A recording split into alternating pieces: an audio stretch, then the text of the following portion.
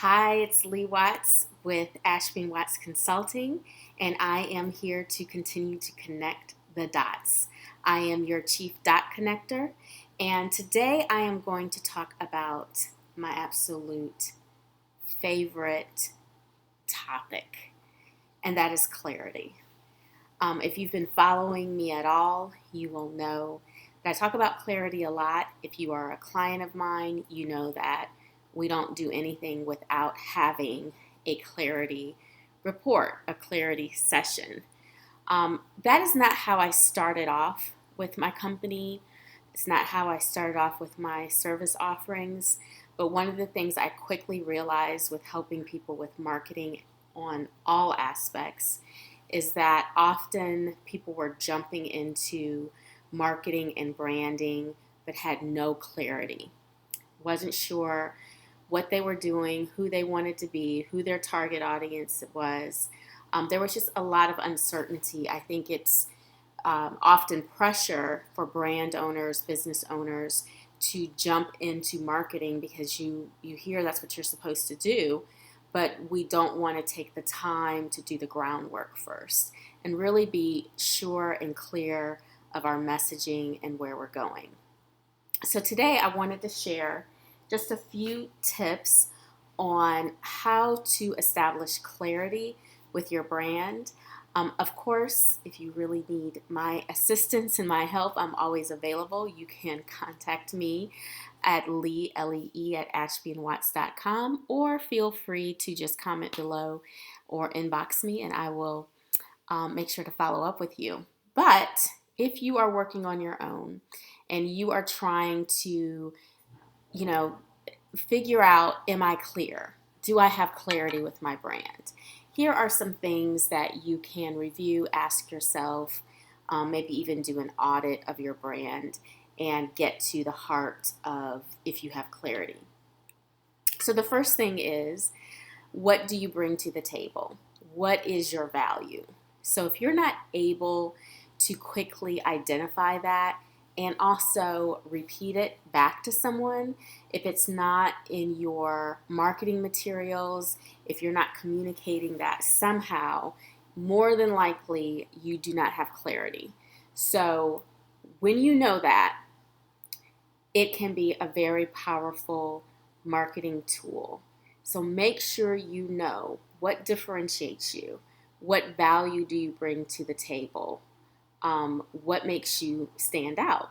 And it doesn't have to be something really overly complicated, and it doesn't have to be something that no one else is doing. I think sometimes with marketing, oftentimes, I hear this a lot as well, people will dismiss something, whether it's an idea or something that differentiates them because they're like, well, other people can do that, or other people have done that, or that's already a business.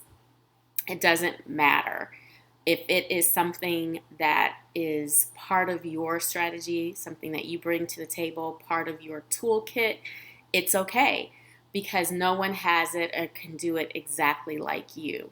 So make sure you know what differentiates you, know what value you have, know what you bring to the table. The second thing is to kind of wrapped up in that is to make sure you know your pricing. So again, I see a lot of people start businesses, start things, and they're not sure how to price them. Trust me, I have been there. Sometimes I'm still there. But as much as you can, be very comfortable with how much your audience will pay and how much you will offer your services for without feeling like you're being cheated. And I say this wrapped into the clarity conversation because when people sense that you're not clear on your pricing or what your worth is in a monetary way, then it creates confusion. And I should have started at the beginning of this that one of the reasons why clarity is also so important when it comes to marketing and business development is because when customers or clients sense confusion, the answer will always be no. And we've been on the other side of that. It's not necessarily that the service is bad or the product is bad, but we're not sure that they're clear and we're confused. So we say no because our mind needs, just naturally, our mind needs clarity. Our mind needs for things to make sense. So make sure that you're clear even on your pricing. The other thing is also to make sure that your brand value and your pricing, all that you bring to the table, is repeatable. Now, recently I asked someone, tell me more about your business, your brand. Why do you guys do this specific event? And she went on for about 2 minutes, which is a long time, to explain to me why. So she was in and out, up and down. I kind of knew where she was going because that's what I do for a living. I listen to kind of chaos and I'm able to pull out the simplicity of it. But to the average person or to someone else that isn't trained to listen like that, it would have turned them away because it was too long of an answer. It was kind of confusing. I think she really kind of knew what the purpose was, but she wasn't able to repeat it in an efficient and succinct way. So make sure that your pricing and your value is repeatable. Practice it all the time and until it becomes comfortable and part of who you are. The next one is to know, you guys heard me talk about this if you've been following me, is to really know who you serve best. A lot of times I phrase it as knowing who your target audience is, which is definitely important. I cannot say enough about that. But I'm just changing it up a little bit because we may have an idea of who we want our target audience to be. We may want to go for those people who could pay the big bucks and are interesting and beautiful and all these other things we may have in our head. But also you have to know, who do you serve best? Who do you serve best?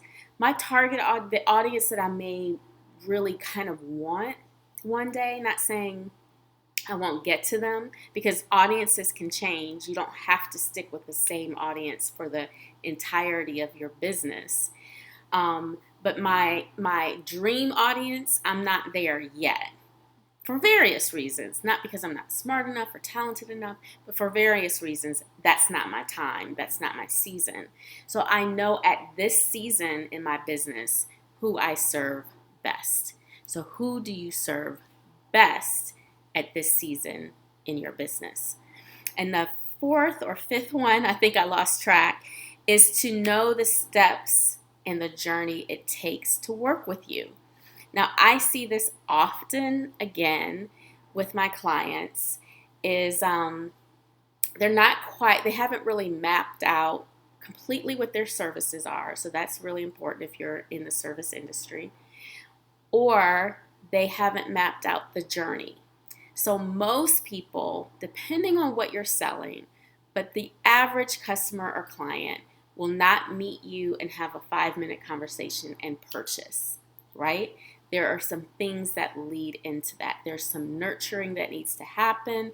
There's some lead magnets. There's some things that lead up and are part of the purchasing journey. What is your purchasing journey? What is your audience? What does your audience need to say yes to you? And once you really know that, and it takes some time, some ups and downs, some mistakes sometimes to figure that out, but just watch it, know your audience, know how other people in your industry are doing it, and create those steps within your business because that often will help with the clarity. It slows things down enough where you can get clarity, they can get clarity on who you are, what they want, what you offer, what you bring to the table. So make sure that you build in the business journey to your marketing and branding strategy. So those are a few tips on developing and creating clarity in your business, in your branding. I hope this was helpful for you. If it was, please share it, please like it, please comment below. And as always, if you need assistance with branding, with marketing, with clarity, with strategy, feel free to reach out to me at Lee, at ashbyandwatts.com. You all have an amazing day and stay connected.